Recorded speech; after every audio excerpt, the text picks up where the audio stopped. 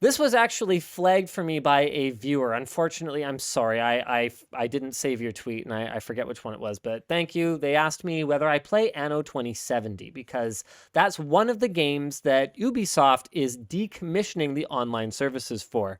Here's a quote here.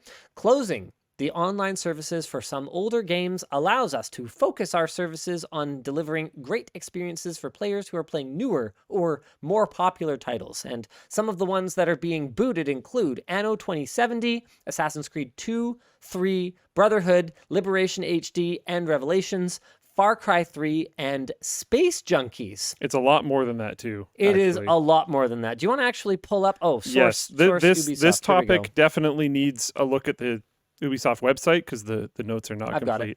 But yeah, you can kind of scroll through the games. I think you listed a lot of these first ones, and there's Driver San Francisco, Ghost Recon Future Soldier, Prince of Persia Forgotten Sands, I'm Rayman scrolling Legends, down it for them right now. etc., etc.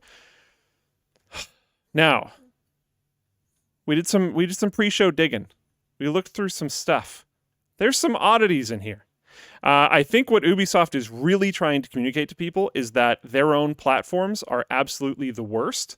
And if you ever want to play an Ubisoft game, you should play it anywhere else ever, or just don't play an Ubisoft game.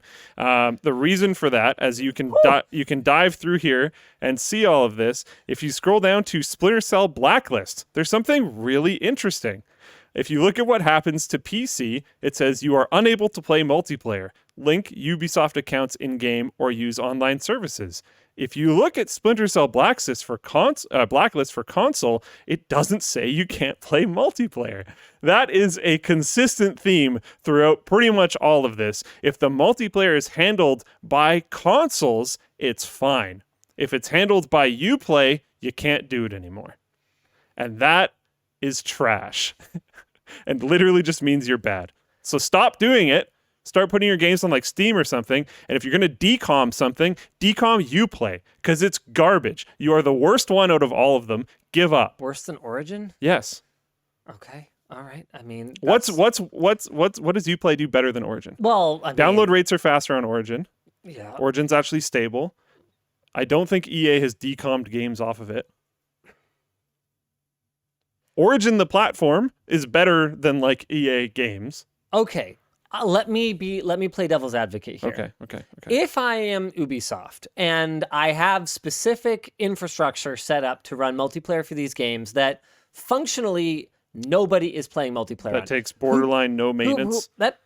Who plays, essentially zero server space. I'm trying to play devil's advocate. You're making it very difficult. Okay, I'm advocating for the devil, so you got to at least let me talk. Okay.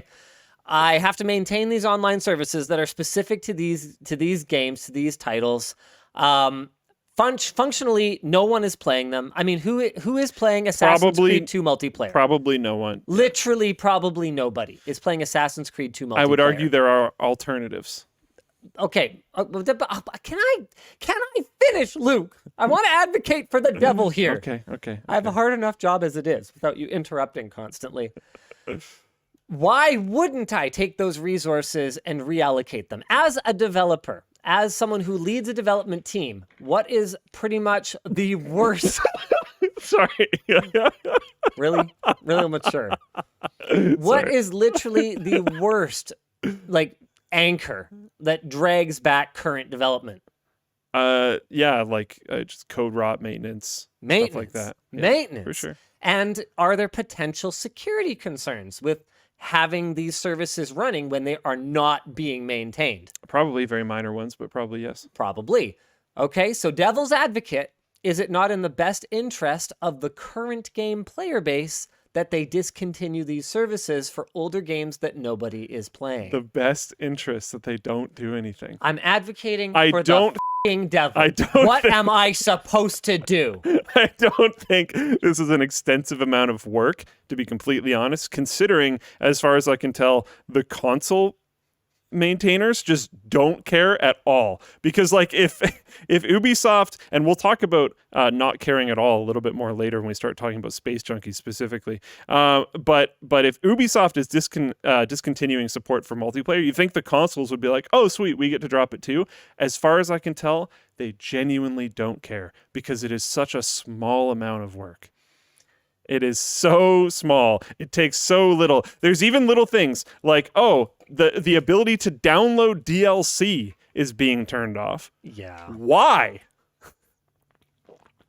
Why? That's not a multiplayer feature. I can almost understand the multiplayer stuff. No, I can definitely understand the multiplayer stuff more, right? There's more maintenance that goes into it. There's more of this other kind of stuff. This is just a file download. Okay, my devil's advocate hat is off. The answer is legislation that makes it so that the user owns the software. Because the fundamental problem right now is that when you buy a game, you are not buying a copy of the game.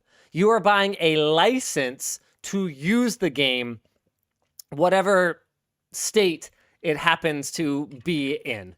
And that's the way that the software industry as a whole has managed to slowly but surely push things, because it gives them a much greater degree of control. If I was someone who was super into Anno 2070, for example, and I wanted to play multiplayer Anno, darn it, my only option now is to either play an older game from back when there were alternate multiplayer options, and it is possible. I actually don't know. I haven't tried multiplayer Anno 2070. It's possible there is a LAN multiplayer, although I wouldn't be surprised if there isn't. I will say, you and I... Hamachi or something. You and I have both played Anno a fair amount at this point. Yep. I've played a lot less than you, but still. You have exposed to me that the Anno developers seem to be quite beloved by the community. Yeah, they care. People like them. Very not interesting if you know that, but I think a lot of people that don't play Anno don't know that, is Ubisoft Mainz, the studio behind Anno, are working on upgrading the aged online services infrastructure to a new system. They're not guaranteeing that it's going to be successful, but it is not surprising to me and makes me quite happy that like the Anno team is like, oh, geez, we should try to save this. So the problem is that publishers are basically in control. They're creating these situations where your only option is to either play an older one that supported LAN multiplayer, which you could then play over the internet using a service like Hamachi or something better. Does or whatever Hamachi else suck now or something? I don't know. Something like that. Some kind of your own VPN. Yeah. Or you're pushed to buy the new one.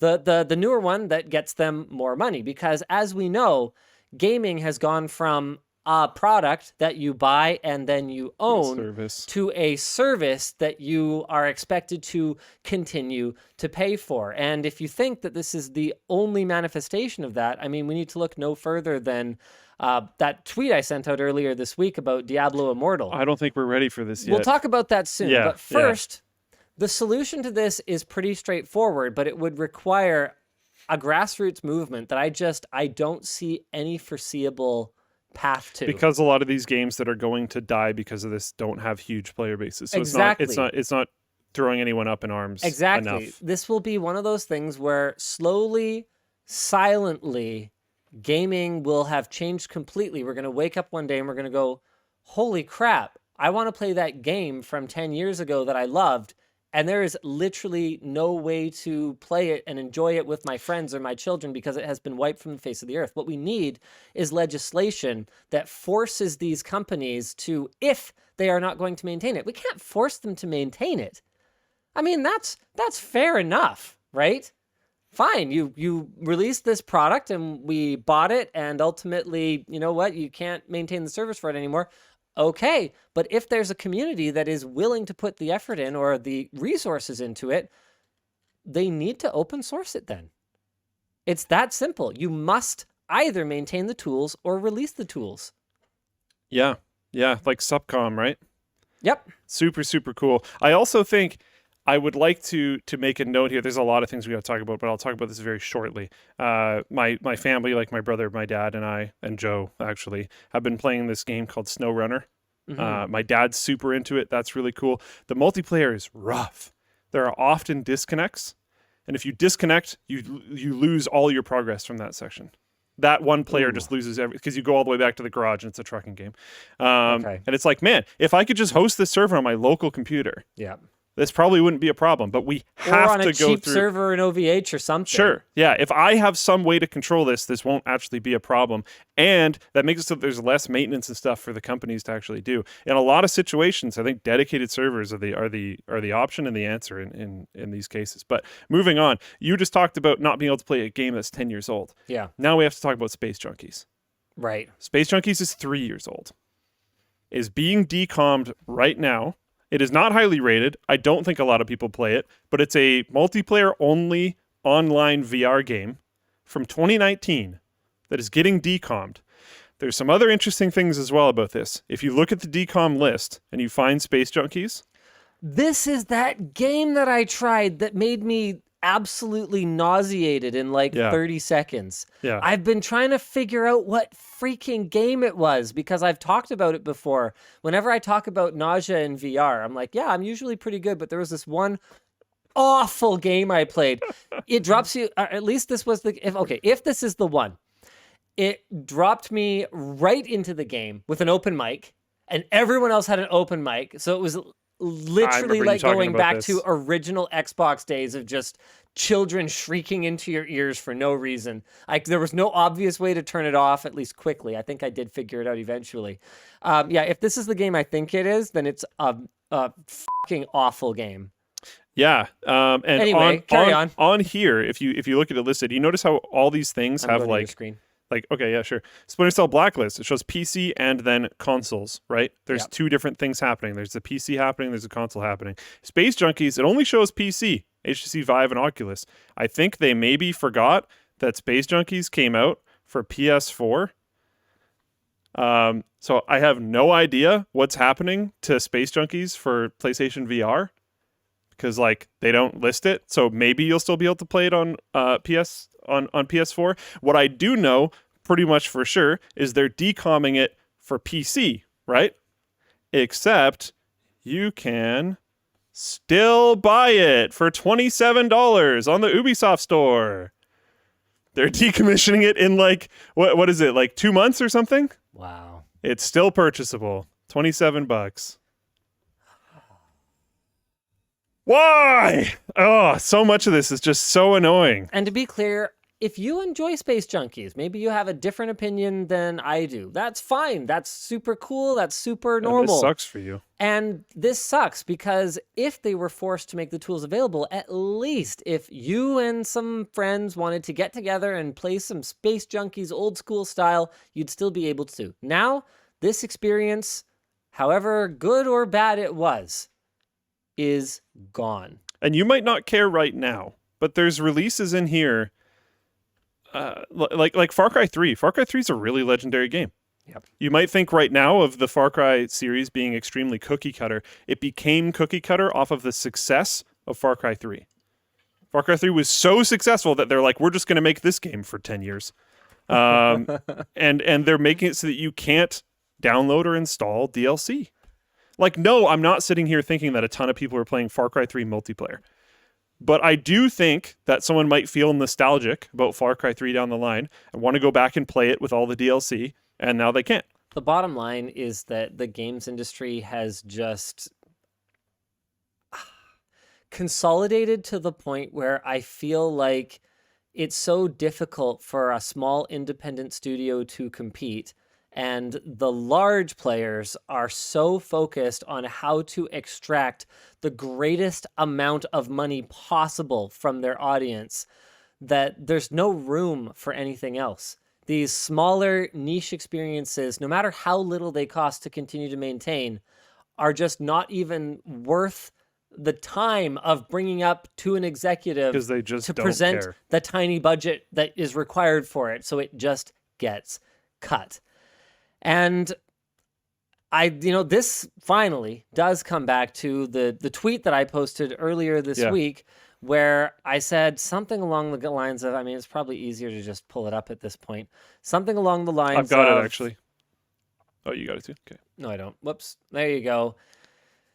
Gaming may be poo now, but as gamers, at least we can take comfort knowing it's all our fault. And the thing that prompted this thought for me was that Diablo Immortal is bringing in, allegedly, this is from Ars Technica, so it's not exactly some random crap website, allegedly over $1 million a day in microtransactions. And it's like, as long as How much is that like? as long as we lie down and take it, it's a third of $1 billion a year. It's never going to stop. And I've seen, man, the kinds of conversations that took place in the replies to this tweet. I wish I could unread, because they're just, come on, guys, like the amount of gatekeeping. Oh, well, mobile games are ruining everything, or this is, mobile gamers are not true gamers, and just all that kind of nonsense. It's like, no. Gamers as a whole are allowing this change to happen. We've been slowly boiled. We're frogs, guys. It started with horse armor, and now you literally will hear true gamers, real gamers, whatever gatekeepy term you want to use for it. You'll hear them say, well, as long as it's just cosmetic, it's totally fine. I'm super into it. Don't you remember how outrageous it was for a developer to ship a game that wasn't done yet and make you pay piecemeal for the rest of the pieces of it later? Don't you remember? And I get it. I'm partially against that argument. Okay, compared to a lot of what we've got now, where you've got pay-to-win mechanics that people are just like okay with, but the weird fanboys defending Lost Ark's pay-to-win was a interesting thing to witness. But you got to remember, this is an entire generation of people who grew up with this. What the are Pokemon cards if not pay-to-win? And it's and gambling. Yeah. From the very start. I mean, my childhood had pay-to-win gambling as an integral part of it. Yeah. So no wonder we accept this now. Yeah. Yeah, I think you talked about cosmetics, and I don't like being able to buy cosmetics. I've talked about that a lot on Wayne Show, because I would rather cosmetics be a reward for in-game accomplishment. But in some games, like I would argue League of Legends, like if you want to make League of Legends free, how else are you going to monetize it? I don't mind cosmetics. And honestly, actually, I kind of do, because they're getting to the point where I can't recognize champions anymore. I don't play League of Legends enough. Every once in a blue moon, I'll jump in with some friends, and something will attack me, and I'll be like, who the heck is this? And I'll assume it's a champion that came out after I quit playing, and then I'll be like, oh no, that's a champion I've known for 10 years, but couldn't recognize it because now they're a fire god demon. And I'm just like, what is this? Yeah, that was a big problem for me with TF2. I was super into TF2, and then along came hats, and not just hats, but all of a sudden there were these infinite different variations of weapon loadouts, when the beauty of TF2 was that it was perfectly balanced. Toy soldiers, yeah. Absolutely perfectly balanced. And every class was so just perfectly, instantly recognizable. Maybe that's something we should do at the LAN. We should play TF2 Classic. Vanilla TF2. Yeah, vanilla TF2. No hats. I'd be super into that. No modded weapons. Mostly just because I want to play TF2. Yeah, I have heard from people that are like still into TF2 these days that they like those weapons, because you can effectively make new classes by doing specific right, loadouts. But that and unbalances the game. That's the whole necessarily problem unbalance with it. The game. So fine. Have your modded server with your crap other classes, and don't make me play it. Yeah, it'd be cool if there was like vanilla servers. I wonder if there are. I don't know. There might be. People are saying it's still balanced. I mean, it might be. I have no idea. Sure. This is great. Unner over in the float plane chat says, I actually had my nephew complain today that a mobile game didn't have a cash skin shop. Yeah. I mean, that's what we're used crazy. To now. But that's where it's going. Blaming mobile gaming alone is missing the point. I mean, compared to a franchise like Halo. FIFA. Yeah, that too. Yeah. I mean, there's huge money that goes into FIFA, whatever it's called, Ultimate Team or whatever. I don't. But remember Halo? Like, people were angry about the cash shop in Halo, and I read it all wrong, because people were originally stuff that I read about their anger about the cash shop was how expensive things were. And that already for me is just like, dude, just don't buy it. Like, why is this even a conversation? This The is best, literally not an essential item. yeah, The option of just not buying it. I mean, just don't buy it. The best way to like get angry and protest this is to not buy it. but clearly, gamers as a whole have proven themselves at this point to be incapable of doing that. Yeah, and the thing that I didn't understand about it wasn't just that it was expensive. People wanted more. They were unhappy that there wasn't enough stuff. And I was like, what? You want more things in the cash shop? And people were like livid about there not being enough stuff in the cash shop. It was so confusing. And then this subreddit that I thought was complaining about the fact that there like was a cash shop or that how expensive and stuff that it was, would start pinning the weekly things that were in the cash shop at the top of the subreddit. This isn't Microsoft doing this. This is the community encouraging people to buy from the cash shop, which is like, whoa. Like, I don't remember my friends encouraging each other to buy League of Legends skins. You know what I mean? Yeah. Like, it's so weird to me. And like, I ended up following more into the depths of trying to figure out why people were trying to defend Lost Ark being a pay-to-win game, even though it like clearly is. And I started looking into it, and people were getting frustrated that there was caps on how much they could spend. Right. But the caps were like huge amounts of money. And they were like, that's frustrating. I want to spend more. I have a daily cap on how much I can spend. This is BS. What is happening?